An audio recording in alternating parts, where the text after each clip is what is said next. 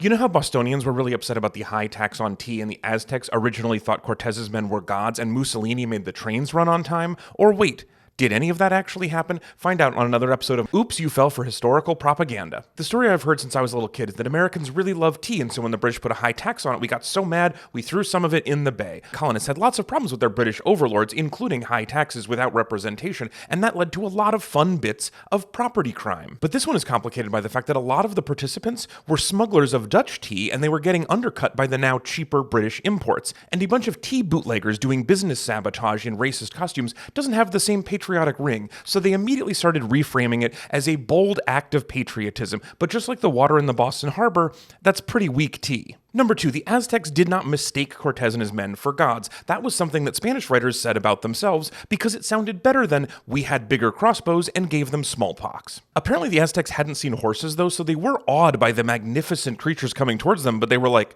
who are these dorks on their backs? And number 3, Mussolini did not make the trains run on time. This has 2 problems with it. 1, the people in power before Musi did a ton of work and put a lot of money into improving the trains, and 2, they still didn't work that well. But like a lot of leaders, he decided to take credit for somebody else's work, and then when it wasn't good enough, just say that it was good enough. A lot of the people in the past were just as unheroic and self-interested as people in the present, and we're hearing their propaganda about how great they were, but in reality, they were pretty weak tea.